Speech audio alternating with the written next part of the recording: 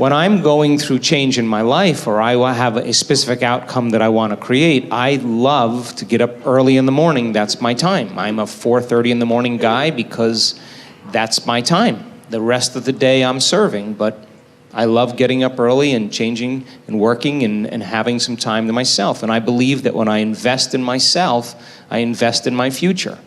And that time in my morning, nobody bothers me because that's my time. And because of brain waves and brain chemistry, the door between the conscious mind and the subconscious mind is more open. And so if I get up early and I'm kind of between theta and alpha, I don't have to work as hard. I'm not thinking, I just kind of relax into the moment. In the evening, I always ask myself, how did I do? How was one lifetime in one day? Where did I fall from grace? What happened? And so then when I look at seeing how I reacted to someone or something, or I made a choice that I could have made a better choice, I naturally, and we all do this, begin to think, well, if the same situation happened again, how would I do it differently? And that's the act of beginning to come up with a new plan. The act of rehearsing it in your mind begins to install the circuits in your brain, priming your brain so that when the next experience happens, you could modify your behaviors to do a better job in life. That's called plasticity. So it doesn't matter for me what meditation I do any longer. I like to just get up in a new state of being. I have people say to me, hey, I missed my meditation today, like I'm supposed to go like this or something. And I say to them, eyes open or eyes closed?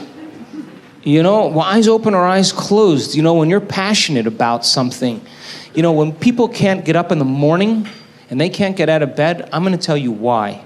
Because they can predict the feeling of everything that's going to happen in their life. And their body's resigned to the familiar. It says, oh, another mundane day. But remember when you were a kid and you were going on a field trip? What happened then? You were up and dressed and ready to go before your parents were up. You know why? Because you knew something unexpected was going to happen. That's how we should live our lives. Waking up with the understanding to expect the unexpected, and something unusual should happen in our life as a result of our efforts. And it's just those beginning moments where it begins to happen that we begin to prove to ourselves how powerful we really are. So take time in the morning and the evening and the rest of the day. Check in with yourself at certain times to see if you're still in that energy.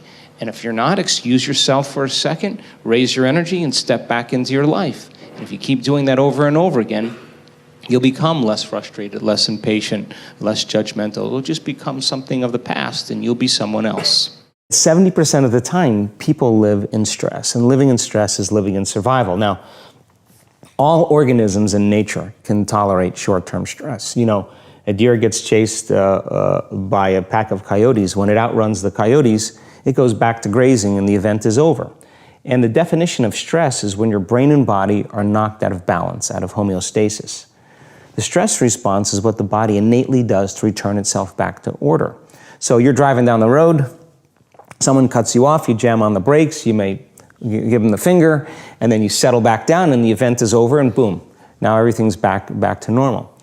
But what if it's not a predator that's waiting for you outside the cave, but what if it's your coworker sitting right next to you, and all day long you're turning on those chemicals because they're pushing all your emotional buttons.